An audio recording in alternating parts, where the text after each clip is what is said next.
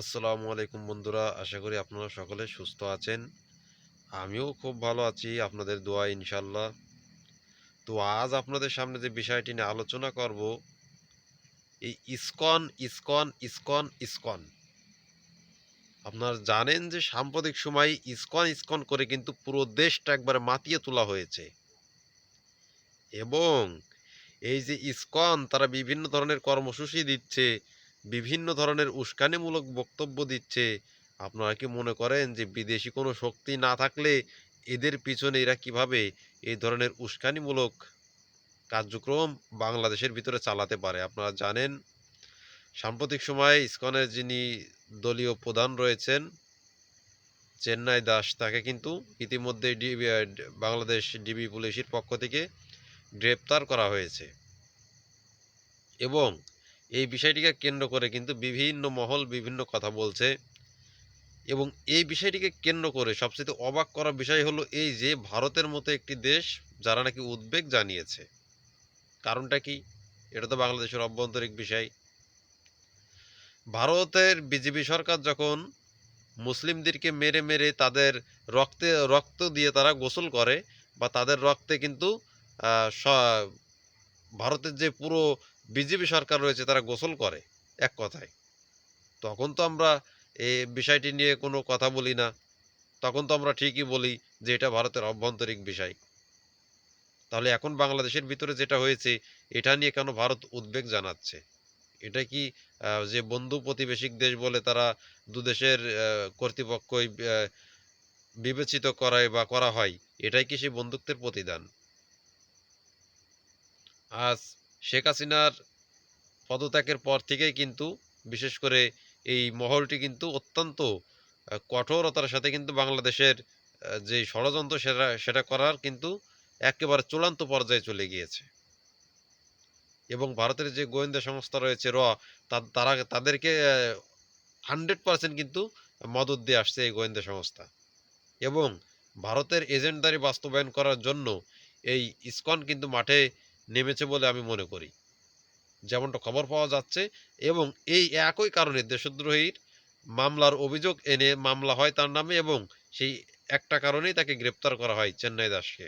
যার জন্য একটা জঘন্য ঘটনা কিন্তু এই সংগঠন ঘটিয়ে ফেলেছে, বাংলাদেশের একজন রাষ্ট্রপক্ষ যে আইনজীবী তাকে হত্যা করে ফেলেছে। এবং তিনি সরাসরি তাদের এই নির্মম হামলায় কিন্তু নিহত হয়েছেন। বাংলাদেশ একটি স্বাধীন দেশ, বাংলাদেশের সার্বভৌমত্ব নিয়ে কেউ ছেলে খেলা করবে, এটা বাংলাদেশ তো সহ্য করবে না। ভারতের যে পশ্চিম বাংলার একাধিক মিডিয়া রয়েছে, মানে তারা মনে হচ্ছে পাগল হয়ে গিয়েছে, কখন যে কি বলছে এটা তারা কিন্তু বুঝতেও পারছে না যে আমরা কখন কি বলছি। তারা তারা যে একটা সংবাদ পর্যালোচনা করবে বা একটা সংবাদ তৈরি করবে, সেটা করার আগে কিন্তু মিথ্যার আশ্রয় নিয়ে কিন্তু সেই সংবাদটাকে অতিরঞ্জিত করে বাংলাদেশের এগেনস্টে তারা প্রতিনিয়ত কিন্তু প্রকাশ করে যাচ্ছে বা প্রচার করে যাচ্ছে। আর এটা শুধু আমি একাই বলছি না, বাংলাদেশের সরকারের পক্ষ থেকেও কিন্তু এটা নিশ্চিত করা হয়েছে, আপনারা গুজবে কান দেবেন না। আপনারা জানেন যে এই বিভিন্ন অপ্রীতিকর ঘটনার যে বিষয়বস্তু রয়েছে, এটাকে কেন্দ্র করে বাংলাদেশের বৈষম্য বিরোধী ছাত্র আন্দোলন সহ বিএনপির একাধিক নেতাকর্মী সহ আরও অন্য অন্য যেই দল রয়েছে, বাংলাদেশের রাজনৈতিক দলগুলো রয়েছে, বাংলাদেশ ইসলামী ছাত্র শিবির যারা রয়েছে, তাদের পক্ষ থেকে এই ইসকনকে কিন্তু নিষিদ্ধ করার একটি জোরালো দাবি উজ্জীবিত হয়েছে। এখন প্রশ্ন যে ভারত যেভাবে হস্তক্ষেপ করতে চাইছে বিষয়টা নিয়ে, এখন এটা সম্ভব হবে কি না আদৌ, এই বিষয়ে কিন্তু যথেষ্ট পরিমাণ সন্দেহ রয়েছে। কেননা আপনারা দেখেন যে ভারত কিন্তু সরাসরি এখানে বলছে যে এটা নিয়ে তারা নাকি উদ্বিগ্ন। অথচ আমার দেশে যেই সার্বভৌমত্ব রয়েছে, আমার দেশের সার্বভৌমত্বের জন্য তারা হুমকি, এটা কিন্তু কখনোই তারা বিবেচনা করছে না। অতএব এক কথায় আমরা পরিষ্কার করে বলে দিতে চাই যে বাংলাদেশের জনগণ বাংলাদেশের সার্বভৌমত্বের যেই একটা অধিকার রয়েছে, যা বাংলাদেশের সার্বভৌমত্বের ভূমর আহ, বিরুদ্ধে চলে যায় এমন কোনো কার্যক্রম যারাই করুক না কেন তাদেরকে প্রতিহত করা হবে। এই 15 বছর ধরে বাংলাদেশের প্রতি বিভিন্ন অন্যায় অত্যাচার নির্যাতন নিপীড়ন জুলুম চালিয়ে তারা ক্ষান্ত হয়নি।